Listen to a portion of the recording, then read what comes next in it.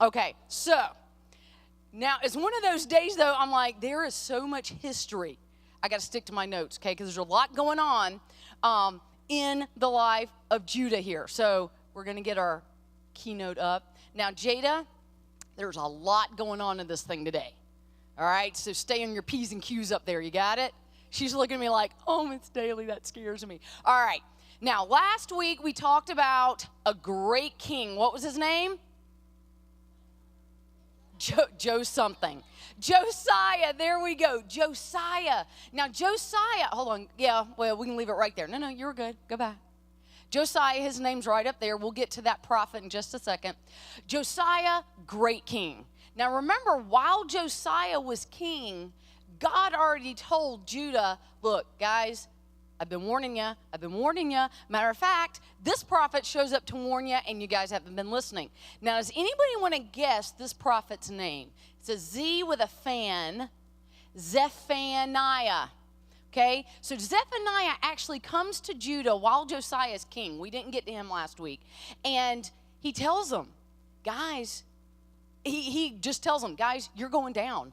Judah will be no more. Judah will be destroyed. You're all going to be exiled. That means you're going to be taken out of the country and living somewhere else. It's going to be gone. It's going to be destroyed. That sounds kind of depressing, right? But, and by the way, day of the Lord, you see the sun there? That represents day. His whole thing was, there will be a day of the Lord, and you're going to feel the heat of the Lord's judgment. Yeah, that's why he's got the fan. Okay, the heat is going to be turned on Judah. They're going to feel God's judgment. But remember what God promised Josiah. You will not see this judgment because you were such a good king. But Zephaniah shows up and tells them it's going to happen. It is going to happen, but, because remember, buts are always big in the Bible. But God is not done with you yet. God will bring you back. He makes him a promise. I mean, even while Josiah is king, when nothing has happened yet, he says, Judah will be destroyed, you will be exiled, but God is not done with you yet. Even though you messed up, God's not done with you yet. Now, I want us to think back, all right, because we've had this country of Israel. It's been divided into two. It has been a crazy ride, and we still got 1/3 of the year to go, okay? It is all, the entire year has built up to this moment. Because remember, when it started with Solomon, when Solomon's sons took over, and Rehoboam and Jeroboam, they totally messed up and wasn't doing it right. Guys, it all started downhill, and the ride's about to end, okay? But think about where this ride started. Go all the way back to the book of Genesis, the first book in the Bible. You're going, Miss Daly, that is way, way back. Matter of fact, I'm telling you to go back 1,500 years back to Abraham, where God saw Abraham and said, Abraham, I promise I'm going to make you a great nation. Your families are going to have kings. Now, the whole point of God coming to Abraham, because he said, look, the Messiah is going to be born in your family. Jesus is going to be born out of your family. And the entire Old Testament has been following Abraham's family, the Jews, Israel and Judah. And so God promised, you're going to be a great nation. He brought them out of Egypt. He gave them this land. He wanted to be their king, but they pitched a fit. No, we want a human king. And they had Saul, David, and Solomon, and this whole mess. Guys, they have this, 1,500 years this has been building up. God is going to make a great nation. And now he's just going to let it be destroyed? He's just going to destroy it, let it go? That is a lot of investment of time. I guess if you're God, it's not, because God's forever. But, to us, that's 1,500 years he's been building this kingdom, and now it's going to be destroyed. And that is what Zephaniah promised. It's going to be destroyed, but God's not done with you yet. He will continue to use you. So keep that idea in your mind through this entire lesson, all right? So we got Zephaniah, day of the Lord. Now, Josiah, we know, died in battle. He was in battle, ended up dying. So his second son, now we go on to the next one. There we go. You guys remember who this is? Jeremiah. So we've had Zephaniah. Now remember, Jeremiah kind of comes onto the scene right at the end of Josiah's life, and he agrees completely with Zephaniah. Matter of fact, they were kind of buddies. And he says the same thing. He's like, yeah, you will be destroyed, Judah. You did the crime. You got to do the time. How many of you guys have ever heard that saying before? It means if you're going to do the wrong thing, you got to be willing to be punished for it. It's pretty much what it is. If you wall off and hit somebody, yeah, you messed up. Your life's not going to end, but you're going to get in trouble for it. You can put your hand down. So we've heard that. Look, if you're gonna do the bad thing, you got to feel the consequence. You got to pay the price. And so Jeremiah shows up all through the end of the story. All right, I have decided I'm going to do a character study on Jeremiah. He is the most fascinating guy. Very interesting. He is trying to stand up. I mean, he did not want to be a prophet. He goes, God, I can't do this. This is too hard. Josiah's dead, and these people are crazy. They're not listening to you. I can't. I'm going to be the only one. And I just find that fascinating. I don't know if you've ever felt like that before. I'm going to be the only one that stands up for you, and this is scary. Jeremiah, this prophet, I mean, he's got one of the longest prophetical books in the Old Testament, and he was afraid because he knew he'd be the only one, but he does it anyway. All right? So we have Jeremiah, and we're going to be listening for Jeremiah. Now, Josiah dies, and his second son, the name will come up. There we go. Jehoahaz. I had to practice that one. It's got a weird syllable in there. Jehoahaz takes over. Now, Jehoahaz is only king for 3 months. Because if you remember from last week's story, and I think maybe I mistold you, the Babylonians and the Egyptians are working together to destroy Assyria. Remember the Assyria and Babylon kind of fighting, going, hey, we want all this. Well, the Egyptians come in and say, hey, we're going to help you, Babylonians. So they're kind of working together to destroy Assyria. Well, in this 3 months, Assyria is completely destroyed. So now you have Egypt and you have Babylon. Now, Egypt, if on our map, you got Israel, Judah here. Babylon is over there. You guys see the red thing on the wall? That is the capital of Babylon, or the Babylonian Empire. It's Babylon, right over there, okay? Well, Egypt's way down here. So remember they passed through last week in our story? Well, now they've had this big battle. They've beat Assyria. And as the Egyptians are coming back through, so we got the Egyptians that are going to come through, the Egyptians are like, hey, you know, you like that? I just loved that. I worked on that for like 30 minutes. Hey, this belongs to Babylon now, and we're Babylon's friends. So guess what? We're going to kind of be in charge here.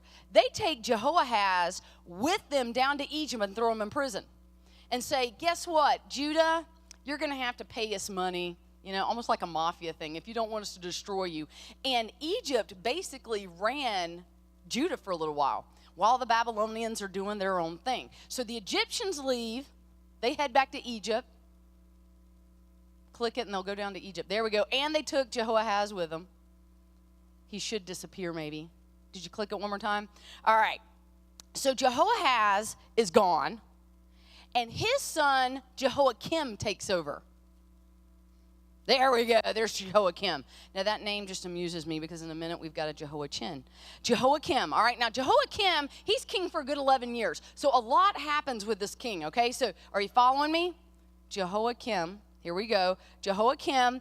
The Egyptians are basically ruling, all right? They're paying all this money to Egypt, and Egypt basically tells Jehoiakim what to do. So a little Egyptian head's going to pop up there. There you go. They're really in charge. So already it has begun. Judah's downfalling. They're not really in charge anymore. Well, while all this is going on, God tells a prophet named Habakkuk. I think Habakkuk's going to pop up here. And we know it's Habakkuk because he's wearing a backpack. Okay, he tells Habakkuk, look, you know how Zephaniah and Jeremiah have been saying, look, Judah will be destroyed. They will be exiled. It's all going to be leveled. I mean, nothing's going to be standing. He says, I'm going to let the Babylonians do it. Now, remember the Babylonians and Egyptians, Babylon just kind of took over here. He says, I'm going to let the Babylonians come in. They're going to be the ones that take you guys away. So God's not keeping any secrets here. He's telling them right up front, the Babylonians are the ones that are going to come in, and they're going to take over. And Habakkuk was not happy about it. Have you ever not been happy with God doing something? You're going, whoa, wait a minute. God, are you sure about this? And so Habakkuk says, okay, God, I'm going to sit up in this watchtower because I don't like, really, the Babylonians. They are horrible, vile people, and you're going to let them come in? I mean, why not let a nicer country come in since we have messed up so much? Now, Habakkuk's like, yes, we messed up, God, absolutely. But let somebody else come in. And he wanted an answer from God. It's a bit bold. But he said, I'm going to sit up in this watchtower, until you answer me. And God answered him. And he said, look, first of all, and I heard the song on the radio this morning, I'm God and you're not. I know that's not the nicest, sweetest, most gentle answer that you can get from God, but that one I get a lot from him, going, I'm God and you're not. And this is what we got to remember, is God really does know better than us. He knows stuff that we can't even imagine. God says, I got a plan here, Habakkuk. I know what I'm doing. And as a matter of fact, the Babylonians, yes, they're going to carry through with this, but then I'm going to end up punishing them even worse, all right? Because, yes, they are vile people, but this is my plan. You got to trust me. All right, so Habakkuk, we're going to remember watchtower. How do you know it's a watchtower? There's watches all over it. I'm sorry, I just love that. Okay, so we're going back to Jehoiakim, horrible king, basically being bossed around by the Egyptians, and Jeremiah shows back up. Jeremiah just shows up in the story. Now, Jeremiah is the one that comes to Judah and Jehoiakim and says, look, he tells the king, the Babylonians are going to come in and they're going to take over, and you guys are going to be exiled for 70 years. I mean, he gave him the number and everything. Do you think Jehoiakim was very happy about that? No, he wasn't happy about it. And Jeremiah, they actually have Jeremiah thrown in jail. They throw things at him. He's having to hide and run, and nobody likes him. But he is continuing to stand up and tell the truth of God. There's even false prophets that are showing up going, no. Jeremiah doesn't know what he's talking about. No, we're only going to be here. We're only going to be exiled for 2 years. It's not going to be bad, guys. And he says, oh, no. Believe me, God said it, 70 years. That is longer than my whole life. Matter of fact, that's almost twice my life right now, okay? Add 30 more years, that's my life, all right? 70 years, that's a long time. And so Jeremiah's getting all kinds of flack. As a matter of fact, Jeremiah one day is standing at the door of the temple, and there's all these people coming in, because they're still using the temple for sacrifices. People are coming in and making sacrifices. You're going, Miss Daly, that sounds good. Well, the problem is, they have not been living for God at all. They have been doing horrible, mean things, cheating people, and then they come in in their nice tunics and go, I'm going to go make a sacrifice to look good. Do you think God's pleased with that? Yeah, God wants, remember, he wants your whole crown, all your box, all of your crayons, not just part of it, okay? And they were just like, here, God, you can have the one crayon. No, God wants it all. And they didn't like that. They go to Jehoiakim, get him thrown in jail again. Poor Jeremiah just goes through it. You should study him one day. He's awesome. All right? Well, Nebuchadnezzar is coming through, and there goes Nebuchadnezzar. There's actually a bunch of statues of him. It's Prince Nebuchadnezzar. Now, remember, they have taken over Israel here. So he's he's the prince of Babylon, of the Babylonian Empire. And they're taking over, and guess what? He's taken over Samaria, and he's starting to move into Jehoiakim's territory. But there's not really much that Jehoiakim can do about it. But he's moving in, and while he is there, he gets word that his father has died. What does that now make Nebuchadnezzar? King. He's going to get a little crown pop up right there. There he goes. Now he's King Nebuchadnezzar. Oh, and his head gets ginormous. He basically is like, all right, everybody, I'm in charge. And he starts going in. He goes, you know what? I'm taking over Judah right now. And he basically kidnaps all of the young, wealthy, smart kids. He kidnaps them and says, all right, guys, you're coming with us. We're going back to Babylon. And he takes, this is what's called the first deportation. It has begun. The 70 years, and a little arrow should pop up. The 70 years that God was telling them about. Oh, sorry. Yeah, they kicked Egypt out. Now they're no longer friends with Egypt. Babylon is the empire. It is the power. I mean, he could be Darth Vader if we're talking Star Wars here. All right? Dude, that just hit me. We could totally make a Star Wars connection with the Empire and all that. I'm sorry, I'll move on. Okay, ADD moment, all right? So he is now king of everything, all of Babylon. The Egyptians weren't strong enough to do anything. He kicks them out. They all go back home with their tail between their legs. And he goes, I'm taking over. I'm going to take all your best, brightest, smartest kids, and I'm going to take them with me. And we're going to train them the way we want them. Then we'll send them back to rule. He basically kidnapped a bunch of kids. So who does he take with him? The first group, he takes the best youth.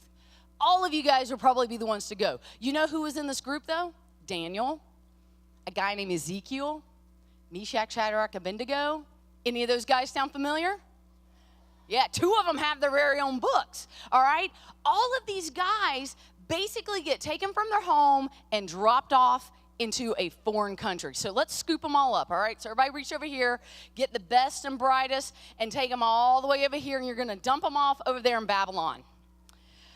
Well, you don't want to go on that. But we know the 70 years starts here. Well, he's only taken a handful of people. Jehoiakim's like, oh no, this can't happen. You can't take my people. So he tries to be friends with Egypt, and Egypt's like, guys, no, we're kind of done. We're not getting back into that war. And Nebuchadnezzar hears about it and doesn't like that, and Jehoiakim basically kind of gets in trouble for it. But Jehoiakim dies. Now, the Bible doesn't tell us how he dies. We're just told he dies, and his brother takes over, Jehoiachin. I know. All right, so here we go. Oh, no, wait a minute. I'm sorry, I lied. This is Jehoiakim's son, not his brother. This is Jehoiakim's son. His brother actually takes over next. So this is his son. So you got the son of Jehoiakim, who is Jehoiachin, all right? And you can remember that chin out there. Now, he isn't king very long. He's literally king for a few months before Nebuchadnezzar comes back and says, hey, Jehoiachin, I'm taking some more people. He basically takes 10,000 people now.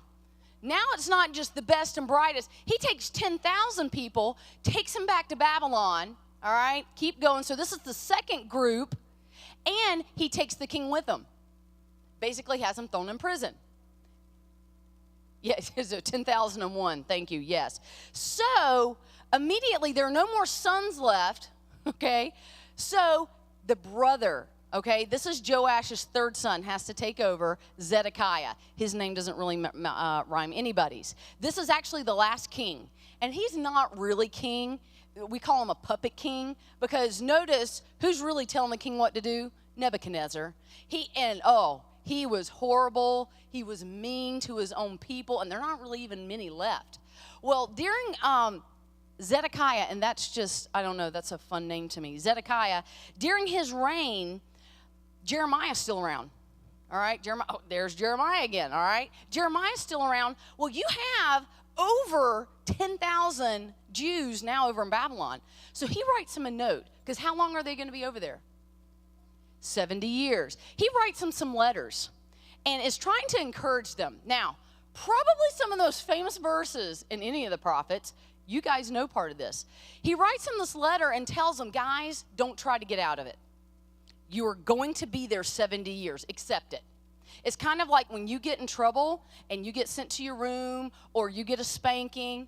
Don't try to get out of it. Just accept it. Don't argue. Don't try to negotiate. Just accept it. You're in trouble. Take the punishment. And that's what he's telling them. Guys, don't try to get out. By the way, that's a great life lesson. When you do something wrong, just take the punishment, all right? Just go with it and say, I messed up. I'm going to take the punishment. Great life lesson here. But then he encourages him, all right? And this is what he says. Now, Jeremiah 29, there's a lot of words there, but listen, you guys can follow along. And this is what the Lord says. So Jeremiah writing to all these people in exile over in Babylon, having to work for the Babylonians. When 70 years are completed for Babylon, I will come to you and fulfill my good promise to bring you back to this place. Is God done with them? No, he says, I promise I'm going to bring you back after 70 years. It's going to be 70 years of punishment, but I'm going to bring you back. For I know the plans that I have for you, declares the Lord. Plans to prosper you and not to harm you. Plans to give you a hope and a future. Then you will call on me and come and pray to me, and I will listen to you. You will seek me and find me when you seek me with your whole heart. I will find you, declares the Lord, and will bring you back from captivity. I will gather you from all the nations, because they kind of ended up getting scattered out over there, and places where I have banished you, declares the Lord. I will bring you back to the place from where I carried you to exile. How many of you guys have heard those verses in the middle? For I know the plans that I have for you, declares the Lord, plans to give you. Okay, those are very famous, because anytime we're going through something tough, man, we want to hold on to that because we like to know that our God has a plan. But who is he talking to? people that were in trouble. They were being judged for doing the wrong thing. But is God done with even the people who messed up? No, he's not done with them. Absolutely not. He says, I promise I'm going to bring you back. And I love that. He's got a plan. There's a reason why. Now, if you look at the bottom of that, you know what his plan is? You know what's going to happen while you guys are over there for 70 years? I'm going to weed out all the ones that don't want to listen to me. And the ones that come back, what are they going to do? They're going to seek me. And you're going to find me. And you're going to listen to me. See, there's something about people, humans, all of us. For us to hear God best is only when usually something bad's going on. Whether we did it to ourselves or whether it's something that we have no control over. That is when we hear God best. So what is God allowing here? For the Jews to tune in their ear going, okay, God, I want to hear you now. Now, it's going to take 70 years before they get to that point, but there's a reason why he's doing this. God is not the mean God up in heaven going, I'm going to get you because you guys didn't listen to me. No, no, no, no. He says, there's a reason why I got to let this happen. It's for your good, all right? I got a plan. It is for your good. It's to make you better so you listen to me better. I don't want you guys to get the image that my mother was some horrible mother, okay? But my mother believed in discipline. All right, I've told you my mom about wearing the belt around her neck. Did I tell you guys that?